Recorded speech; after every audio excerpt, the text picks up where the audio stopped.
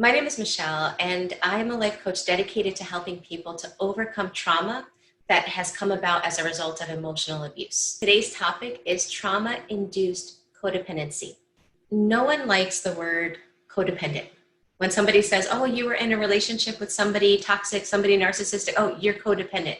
Or that happened because you're codependent.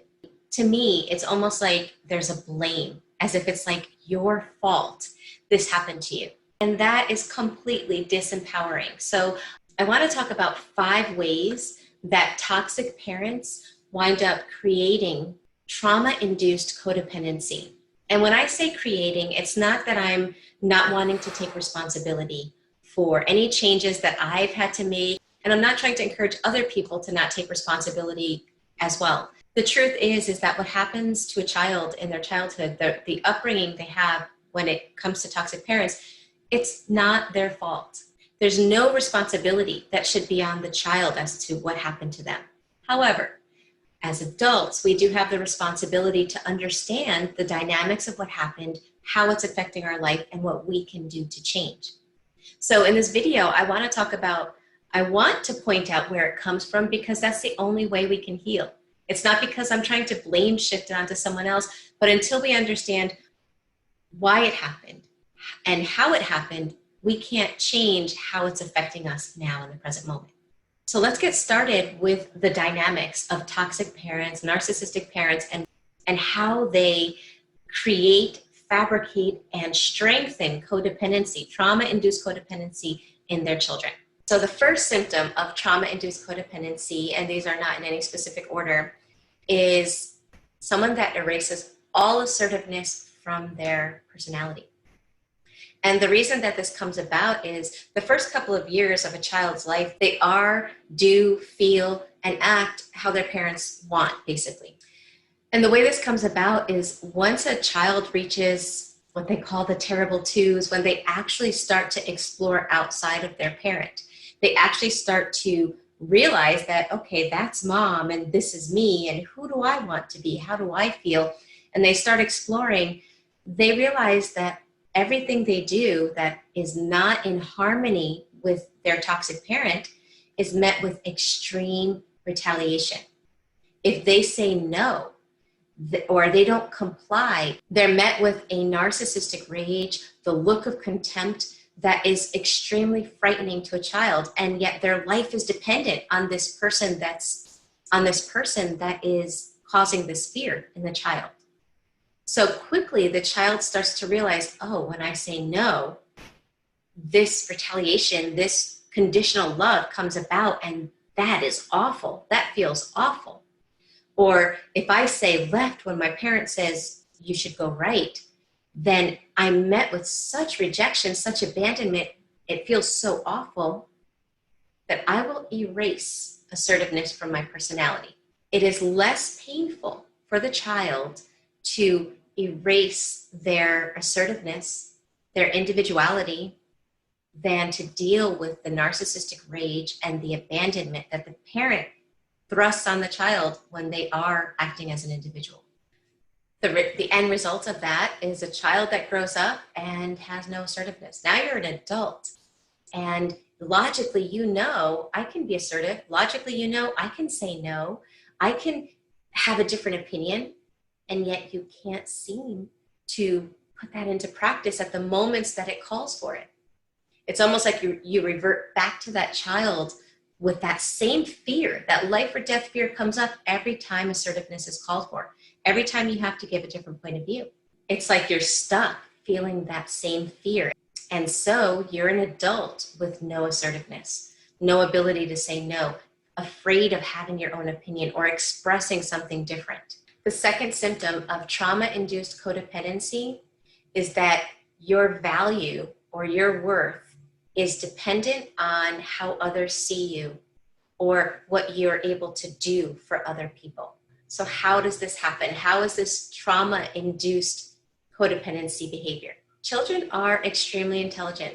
As a child, you began to notice that unless you were doing something that benefited your toxic parent, it was as if you were made to feel like you had no value. Ross Rosenberg uses the term, you were human doing instead of a human being that was instilled in you by your parents. The second you were not doing for them, the second maybe you were doing for you or for someone else, you were made to feel bad about it. Mountains of shame was dumped inside of you so that you quickly, as a child, realized that I must do, I must be for others. Forget myself, forget myself, right? It doesn't matter because when I do for myself, it's so painful. The rejection is so painful. The abandonment is so painful. You were never taught how to see your own value just because you were. Just because you were a gift from God. Just because you existed. You had value, but you were never taught that as a child. So as an adult, it's very difficult to feel value unless somebody else is confirming your value. It is very difficult to feel good about yourself or something you do unless someone else compliments you. It's almost like you can do something amazing, you can create something amazing, but you don't have the ability to validate yourself because as a child, you weren't taught that. You were taught that the validation had to come from your parents or it didn't exist. For example, if you liked something and you said to your parents, oh wow, look what I did. I'm really proud of myself. If they were toxic or narcissistic, they were negative and they said something, it could have been something small, whatever, but they said something to make you feel like what you were once proud of is worthless. So again, the end result is an adult that can't validate themselves. They seek external validation, and that's why you wind up with narcissistic people, because they give it to you in the beginning. They love bomb you, so you get what you've been thirsty for your whole life. You are emotionally dehydrated. So they finally provide it for you, but then you fall for the bait and then they take it away from you. All because of this inability to validate self. The third symptom of trauma-induced codependency is the fact that you view anything you do for you as selfish. And again, that has roots in childhood.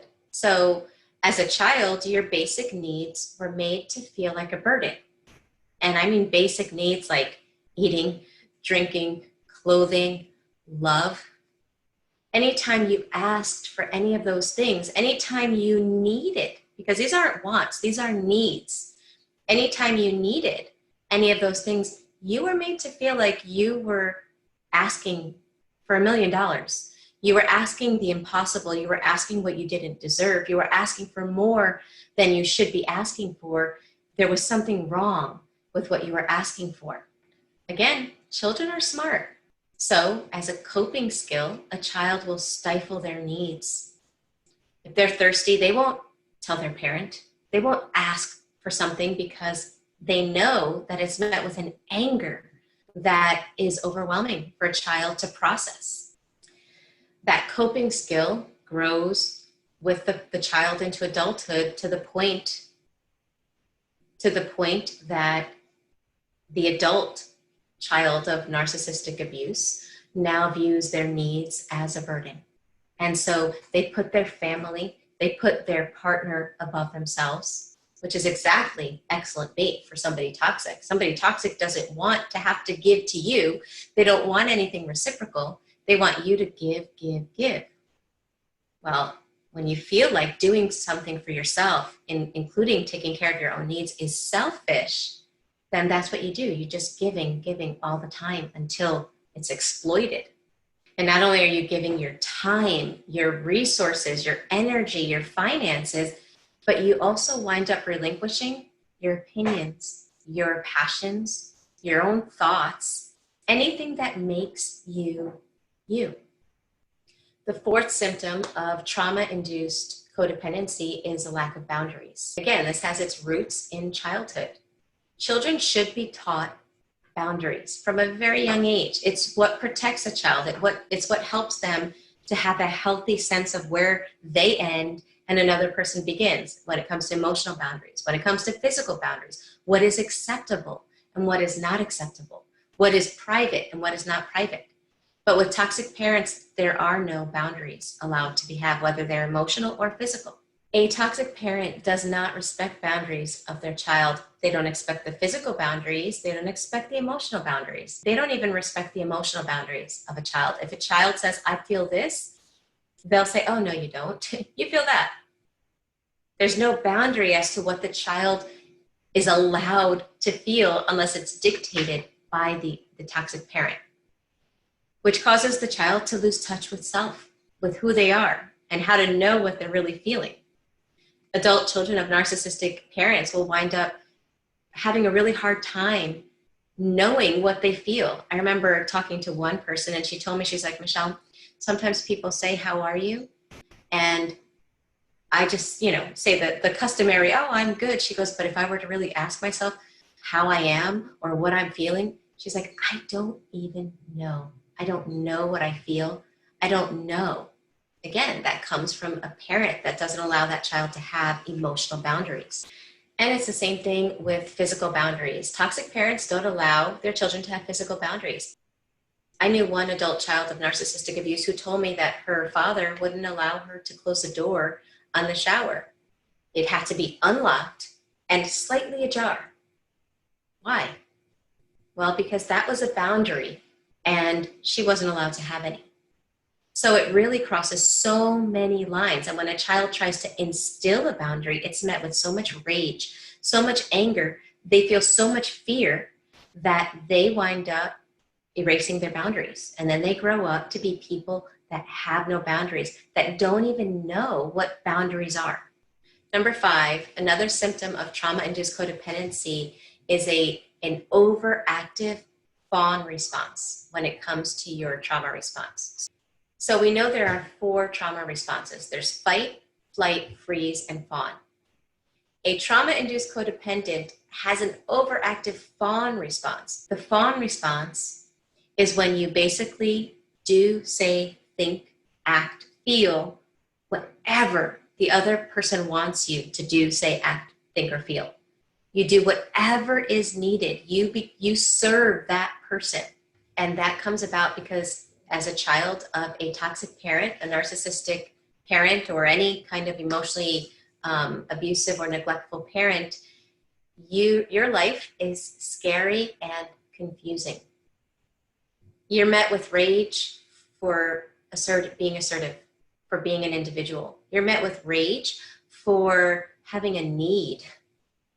You never know what's going to set off that rage, because it doesn't make sense that somebody would get mad at the things that toxic parents get mad at.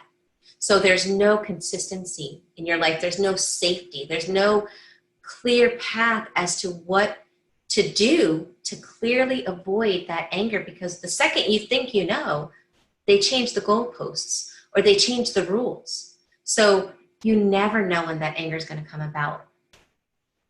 And what makes it awful is that anger, that fear-inducing anger, comes about by the person that your life is dependent on. So what does a child do? If they fight, you think of the 4 trauma responses. If they fight, the toxic parent fights harder. The opposite of the fight response is fawn. Instead of fighting, which brings about so much resistance, so much anger, so much fear, so much abandonment, a child develops the coping skill of the fawn response of being useful, of being helpful, of helping the parent, of doing for the parent, of being whatever that parent needs at the expense of their inner self. But it's a coping skill. So trauma-induced codependency, comes about as a coping skill for children that live in an unsafe world. Children that are dependent on people that are ultimately destroying their inner self. There's no safety. There's no emotional safety. In many cases, there's no physical safety either. So trauma-induced codependency became a coping skill that was hardwired into your psyche. And guess what? It doesn't just go away when you're out of the relationship with your parents, when you're on your own. You don't spring back to who you were. And in many cases, there was no you before the trauma. It was what you lived from the day you were born. So that's why so many of us have codependent traits This is where it comes from. It comes from trauma. When we understand that, that's the first step, is the emotional literacy of understanding why this is the way it is. The next step is then taking responsibility of what we can do now in our life so that we don't keep these coping skills that served us as children. They served us. They had a place. Without those coping skills as children, it would have been impossible to survive in those environments. So they had their place, but now they're not working for us as adults. So the next step is to learn how to break out of that trauma-induced codependency. And this channel is dedicated to providing information about how to heal from emotional abuse. So if you are not already subscribed, make sure you subscribe and hit that bell icon for more videos that help people to overcome trauma that has come about due to emotional abuse.